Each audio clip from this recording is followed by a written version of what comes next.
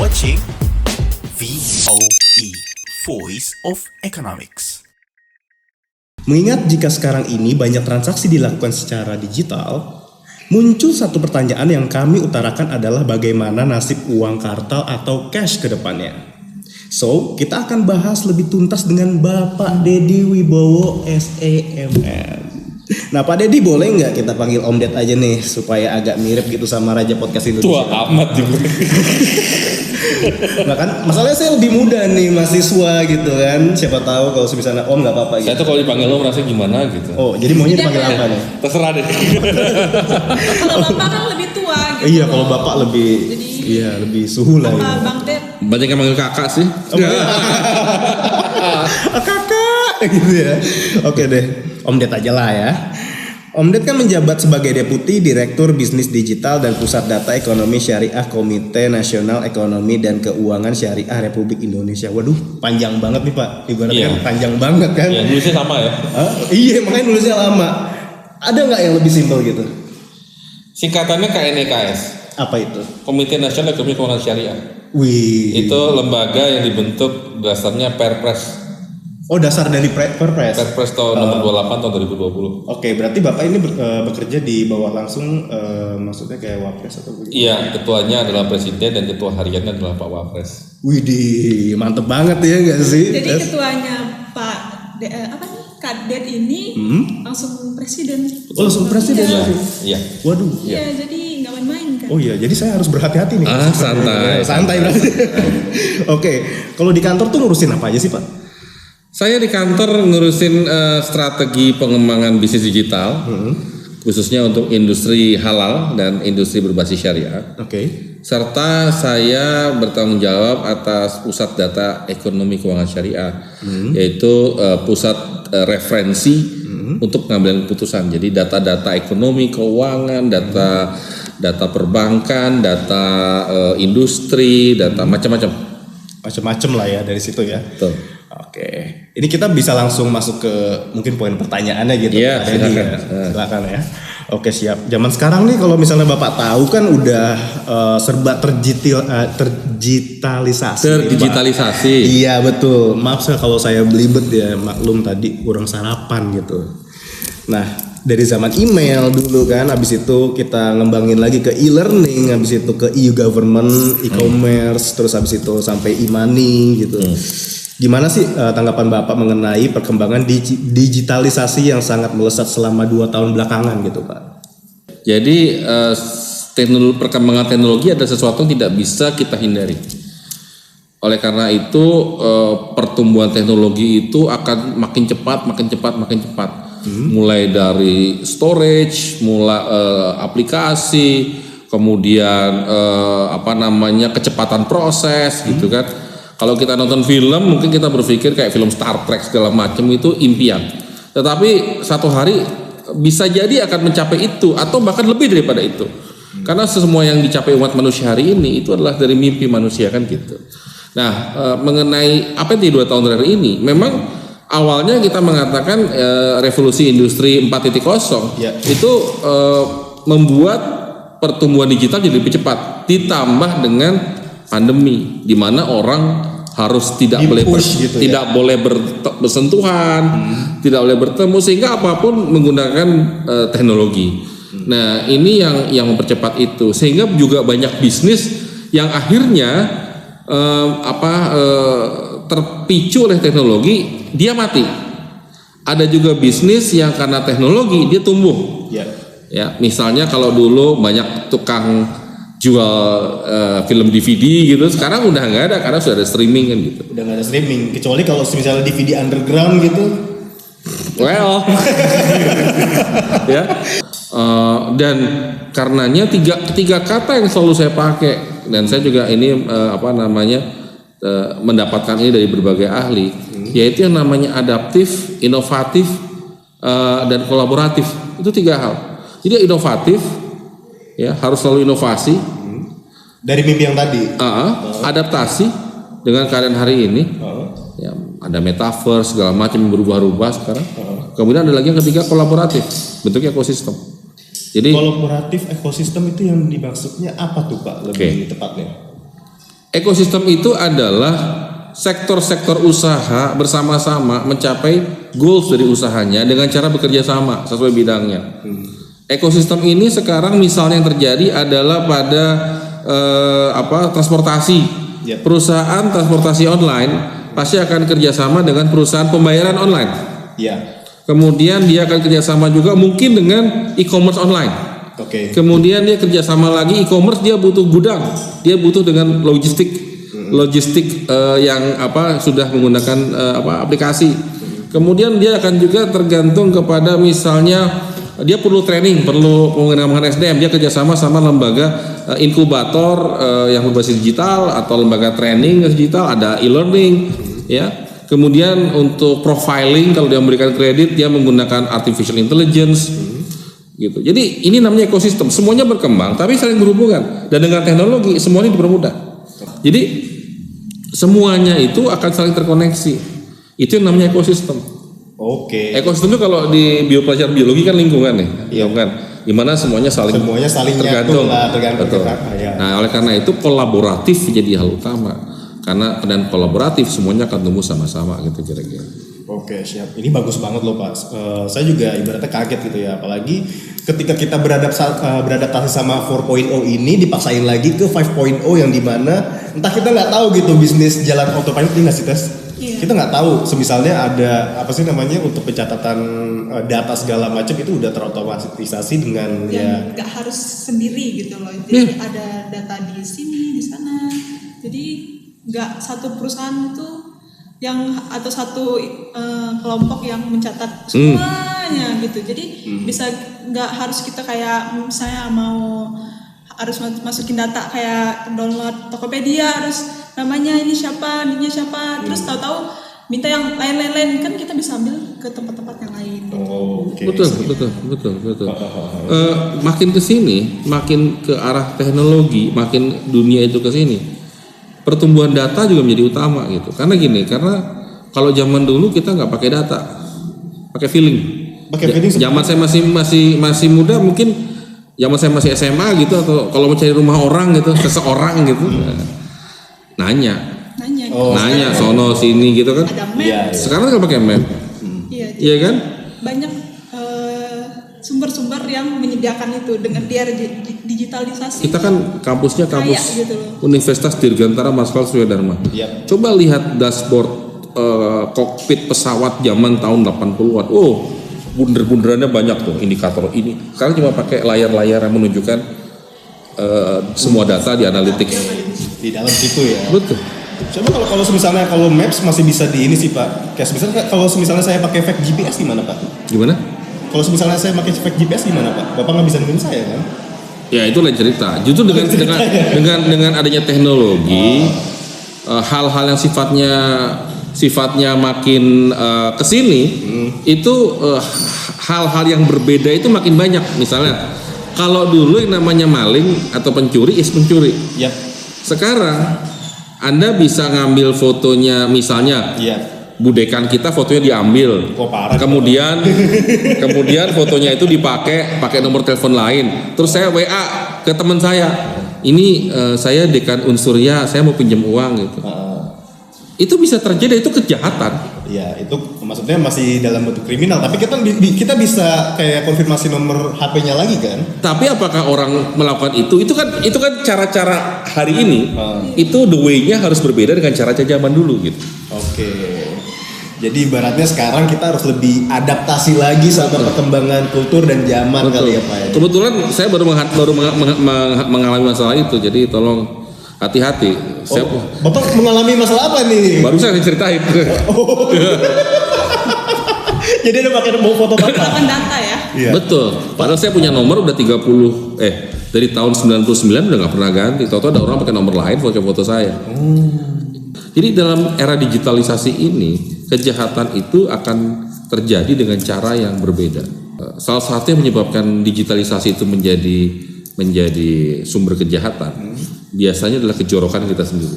Kejorokan kita sendiri? Ya. Maksudnya kayak, kelalaian mungkin. Kelalaian. Saya bilang jorok kenapa? Karena itulah kejorokan zaman digital.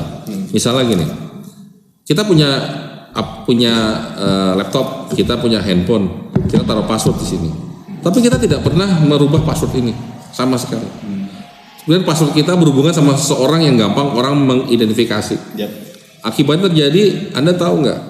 Hacker hanya butuh waktu kurang dari 5 menit 10 menit untuk dia bisa menghack password kita. Iya, percaya saya. Nah, itu artinya kita mesti harus lebih hati-hati dengan password kita. Gitu. Termasuk juga dengan penggunaan media sosial, jejak digital juga tidak akan bisa hilang kan. Iya, pasti itu, Pak. Gitu. Saya nyesel dulu soalnya. Wah, bahaya. Mencurigakan. Iya, mencurigakan.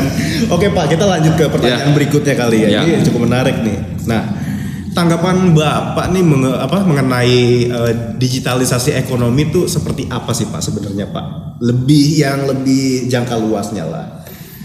Mungkin dampak ke orang menengah ke bawah, masyarakat menengah ke bawah, atau masyarakat Pribadi menengah dulu ke deh, atas. pribadinya Bapak sendiri. Iya, pribadi dulu yang deh.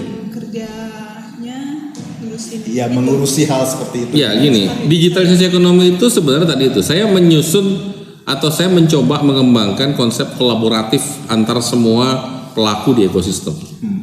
Ekosistem ini bukan sesuatu yang ada surat keputusannya gitu. Ya. Di SK ada surat keputusan menteri, kemudian terbentuklah ekosistem anggotanya ini. Enggak begitu. Enggak. Ekosistem itu akan terbentuk dari kebutuhan bisnis. Tadi saya katakan, saya pelaku usaha startup gitu ya. Saya butuh pemasaran, saya hubungi e-commerce. Ya. Kemudian saya mulai melakukan transaksi karena biasanya sudah menggunakan protokol interface namanya API. Gitu kan. Semua itu udah sekarang umum menggunakan API termasuk bank. Nah, kemudian e-commerce butuh tempat buat naruh barang, itu dia akan hubungan dengan misalnya perusahaan logistik. Betul. Kemudian perusahaan saya udah ada e-commerce, saya mau ekspor, saya akan hubungi market di sana dengan menggunakan konsep aplikasi juga. Udah ada aplikasi yang pertemukan itu. Kemudian nanti saya ngomong sama logistik, tolong bikin sekat untuk misalnya saya ekspor ke misalnya ke Afrika, gitu. Kemudian nanti paymentnya lewat bank, pakai LC dan sebagainya, gitu. Saya baru belajar LC tadi soalnya. Ya, LC, jadi proses ini akan terjadi melalui sebuah ekosistem. Oke. Nah, dengan adanya proses itu, mestinya transparansi akan lebih terjamin. Kenapa? Tidak ada lagi hengki-pengki lah kira-kira gitu. Iya, Ya, semuanya akan terlihat gitu. Kalau itu misalnya bentuknya pengadaan tender, ya kan sekarang pemerintah lagi menggalakkan pengadaan barang dan jasa untuk pemerintah melalui meningkatkan komposisi produk dalam negeri, TKDN namanya. Nah, itu akan lebih transparan juga jadinya. Nggak ada yang tadi itu karena dia kenal, karena dia ini, karena semuanya nggak ada, semuanya kualitas. Itu transparansi itu maksudnya masih melalui aplikasi juga atau bagaimana tuh Pak? Harus nggak bisa manual. Karena kita menghadapi bukan hanya data BPS tahun 2016 kalau nggak salah itu kan 65 juta UMKM di Indonesia. Banyak juga. Banyak sekali, itu baru yang kelihatan loh. Itu tukang bakso yang di depan belum ke data itu. Iya. Gitu. Sebenarnya sih kalau misalnya ke data juga mungkin ya. Lebih. Ya. Ada yang hari ini tukang bakso, besok tukang nasi goreng, besok lagi tukang martabak. Waduh, itu mah banget Pak. Nah, itu ya. Iya. Nah, akibatnya begitu kita sudah menggunakan semua pakai aplikasi, kita akan bisa melihat datanya dengan lebih terbuka. Kita akan bisa melihat kebutuhan sumber dayanya lebih jelas. Misalnya berapa tukang bakso, berarti berapa butuh daging, gitu. Ada tukang martabak, berapa butuh telur. Kalau kita udah tahu itu, kita bisa menyiapkan lebih hulu lagi. Sumber dayanya berapa telur mesti disiapkan, berarti berapa ayam mesti ada atau berapa bebek mesti ada. Kalau tukang bakso, berapa sapi mesti ada. Kalau sekarang di Indonesia kurang, berarti kita mesti impor dari luar negeri. Betul. Kita mesti impor lewat mana? Aplikasi lagi tuh. Ya. Jadi kita akan melihat hubungan-hubungan input output ekonomi itu secara digital dan real time online. Okay. Jadi saya bisa tahu nih hari ini kita butuh sapi berapa, gitu. Kalau sekarang kan nggak begitu, belum sampai seperti itu. Sekarang kita masih mengatakan, loh tahu-tahu kok kedelai habis, gandum habis karena Ukraina perang sama Rusia. Ya udah deh cari dulu di mana gitu. Akibatnya terjadi di pasar harga keburu naik. Betul juga. Gitu. Dan kebetulan menariknya juga Pak, untuk mungkin ya yang menggalakkan sistem mungkin ekspor sekarang ada lebih saya tahu baru tahu nih aplikasi yang ya begitu juga Pak. Jadi dia nanganin khusus buat ekspor dari negara kita apa sih namanya seperti gandum atau padi segala macam itu untuk luar negeri Pak. Dan sistemnya itu udah terotomatisasi banget dan dia yang menggalakkan justru orang-orang yang maksudnya orang-orang dari sipil ini Pak yang maksudnya punya ide yang lebih berasal dari mimpi gitu loh. Itu bagus banget kan Pak. Betul. Bagi saya terus terang aja saya kan generasi X ya. Saya generasi kelahiran 71. Beda dengan Anda yang generasinya mungkin udah generasi Z gitu. Ya, dimana kalau generasi saya itu belajar menggunakan teknologi itu ketika sudah berusia 20 tahun kira-kira. Waktu itu masih pakai komputer yang sangat besar ya, yang layarnya pakai kondek. Gitu. Tapi Anda sekarang mulai dari Anda usia mungkin balita ya atau udah TK, Anda udah belajar pakai jempol dan mungkin belajar itu menggunakan iPhone pun Anda nggak ada yang ngasih kursus Anda bisa gitu. Artinya apa? Artinya teknologi itu makin hari adaptasi di generasinya itu makin cepat gitu. Oke, baik begitu kalau begitu Pak. Kita lanjut ke pertanyaan berikutnya kali ya. Menurut Bapak, apa aja sih dampak positif dan negatif ekosistem ekonomi digital yang mungkin tadi Bapak ceritain ya bagi masyarakat Pak? Ya tadi itu. Ekosistemnya lah ibaratnya Betul. tadi gitu. Percepatan usaha itu sekarang sudah sangat cepat. Anda lihat unicorn baru, ada startup baru. Ya, itu bertumbuhnya udah parah banget Pak. Itu cepet banget gitu. Itu anak-anak seusia Anda gitu. Iya kan? Iya betul. Bahkan di bawah saya ada. Betul. Ya, makanya saya sering mengatakan agak nakal nih sebenarnya. Kalau emang mau jadi pengusaha yang startup gitu ya, kenapa nggak mulai dari sekarang? Nggak usah nunggu kuliah selesai. Ya, karena saya takut begitu kuliah selesai, begitu Anda jadi master atau jadi doktor gitu, malah nggak jalan-jalan usahanya. Karena duitnya habis Pak. Bukan. Karena kalau udah makin tinggi. Udah kebanyakan orang. Udah kebanyakan. Bukan juga. Karena begitu kuliah makin lama, Anda akan makin mikir resiko. Oh, jadi main aman ya Pak. Main aman. Kata dosen saya kalau gini gimana, kalau gitu gimana, kalau gini gimana. Banyak pertimbangan. Karena nggak jadi. Padahal bisnis itu adalah masuk dulu. Lagunya orang bisnis itu lagu dangdut, jatuh bangun. Jatuh bangun aku.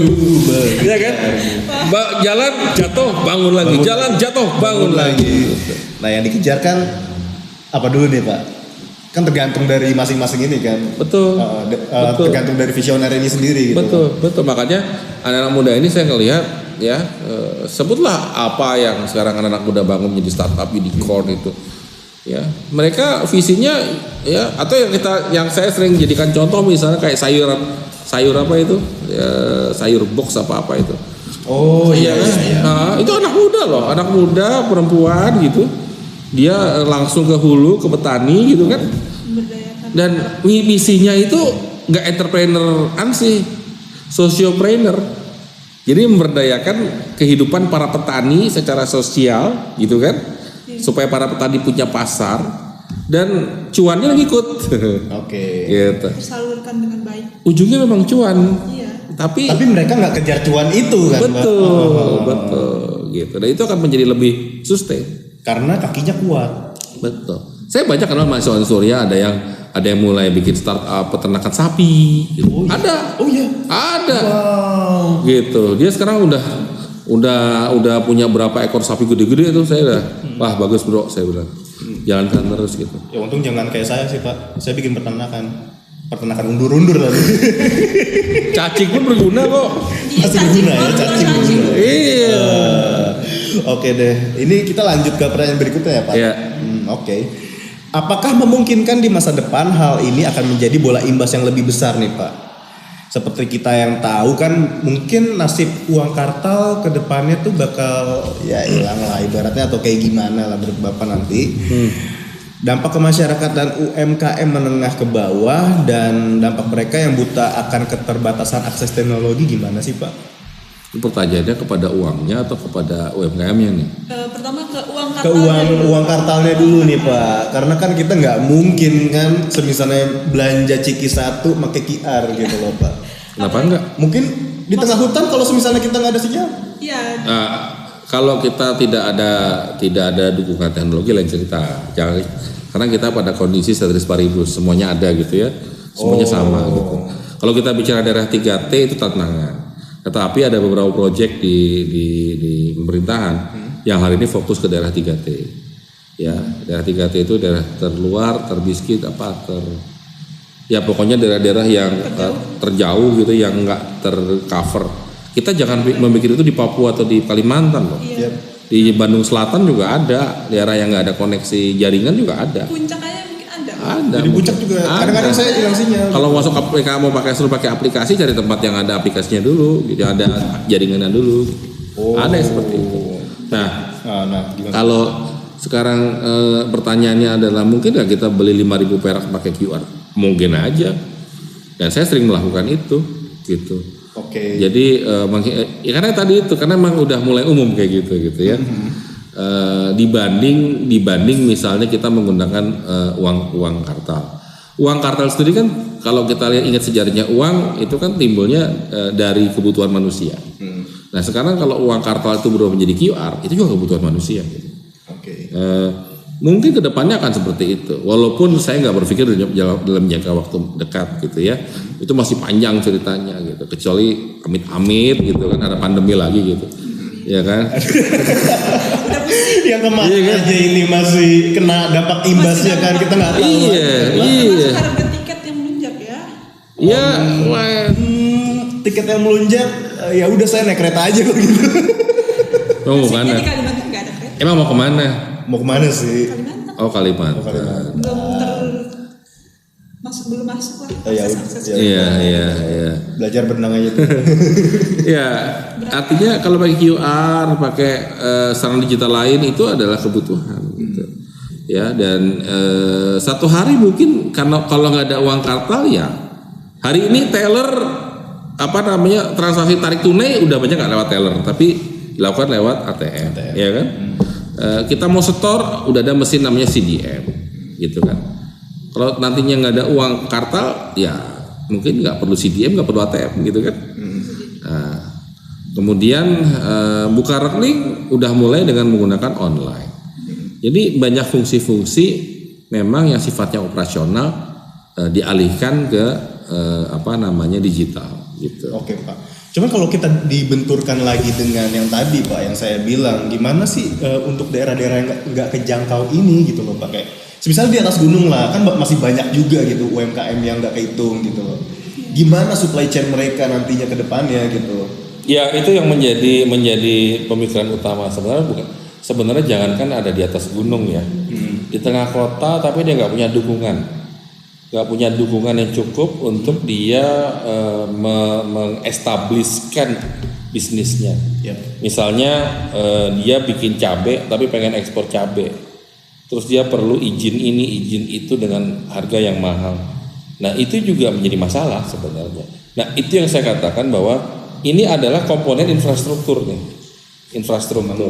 Kalau di atas gunung jangankan untuk jaringan, jangan-jangan barangnya mau dibawa ke kota aja susah karena mesti melewati jalan tanah, sungai, ya kan? Kalau Anda tanya teman-teman di Papua gitu, dekat lewatin berapa gunung gitu. Itu buat mereka biasa gitu. Tapi kita yang baru kan kena tipu gitu. Ini deket kok, bentar lagi kok nggak nyampe. Gitu ya. Di daerah dia nih Putus Sibau Iya, Putus Sibau. 15 tahun yang lalu orang Pontianak kalau disuruh ke Putus Sibau mendingan keluar kan. Kenapa tuh? Saking jauhnya. Oh karena saking jauhnya emang gitu. Jalan darat lewat sungai, jalan darat lagi. Bisa nyampenya 2 hari kemudian. 2 hari kemudian. 2 hari kemudian. Iya. Jadi kalau ada orang Pontianak nih, asli Pontianak, kamu ditugaskan ke Putus Sibau, daerahnya dia. Mendingan saya keluar Pak katanya. Keluar kemana Pak? Resign. Mendingan saya resign. Gitu, mendingan saya resign gitu. Iya, bisa. Tapi hari ini udah mulai berapa jam sekarang? 8 jam, 12 jam udah kayak Jakarta ke Banyuwangi. Gitu kan? Ke Jogja cuma 7-8 jam. Ya juga sih. Kalau tol gitu kan. Nah, jadi mulai bergerak gitu. Kira-kira dari Bapak Dedi nih ada pesan nggak Jangan sih? lupa dong kakak. Tua banget kalau Oh Bapak. iya. Dari Om Dedi nih ada kesan dan pesan untuk para pemuda Indonesia nggak, atau untuk ya mengedukasi atau menambah motivasi mereka lah kira-kira? Oke, kalau anak Gen Z panggilnya guys. Oke, guys. Bukan guys, pakai biasanya Pak. Guys. Oh guys. Guys. So 3 kata yang awal tadi saya ucapkan: inovatif, adaptif, kolaboratif. Ini pesan teknologi pada hari ini. Bagaimana berinovasi. Inovasi itu bagaimana berpikir out of the box. Jangan pernah takut dengan perubahan, jangan pernah takut buat salah. Lebih salah adalah orang yang takut berbuat salah. Ya, jadi jangan takut buat salah, nggak apa-apa. Jatuh bangun itu adalah biasa. Jadi inovasi. Yang kedua, beradaptasi. Selalu berusaha beradaptasi dengan perubahan. Generasi makin hari ini makin kesini itu generasi yang sangat adaptif sebenarnya. Ya, dan manusia diciptakan oleh Allah dari zaman Nabi Adam itu dengan kondisi yang mampu beradaptasi. Ya, kalau enggak manusia menjadi generasi yang hilang, menjadi salah satu populasi yang hilang kira-kira gitu. Yang ketiga adalah kolaboratif. Dengan teknologi kolaborasi Anda hanya dengan kotak ini, kolaborasi Anda bisa dilakukan seluruh dunia. Bahkan kalau di planet lain udah terhubung dengan kita, misalnya kolaborasi bisa dilakukan. So 3 hal: inovasi, adaptasi, kolaborasi. Luar biasa. Jadi itu kuncinya ya, adaptasi, inovasi, dan kolaborasi. Oke deh. Pokoknya ya ini closingnya, semua pertanyaan dan jawaban bertujuan untuk edukatif. Informasi yang disampaikan boleh dijadikan referensi serta pembelajaran untuk pendengar dan penonton. Jangan lupa dukung channel kita dan subscribe. Kalian berarti banget nih buat kita nih untuk untuk ya edukasi kalian lah mengenai pembicaraan yang santai kayak begini gitu loh. Oke, dan teman-teman sekalian di Indonesia, sekali lagi salam ekonomi. Saya Anjas Aryo. Saya Tessa. Dan Kak Dedi. Om Ded gitu loh, ya nggak, supaya saya tuh masih jadi anggota pramuka sampai sekarang. Jadi Kak Dedi. saya juga masih kadang-kadang masih ikut X2S deh, Pak. Tapi ini serius loh. Oh serius? Iya serius, ini Om Kadet ini sampai sekarang masih ikut. Iya, kebetulan saya masih jadi pengurus di Kuartir Nasional. Oke, maaf. Oke, sekian salam ekonomi. Kita akan berjumpa di episode berikutnya. Thank you for watching VOE and don't forget press the red button for subs, like and comment.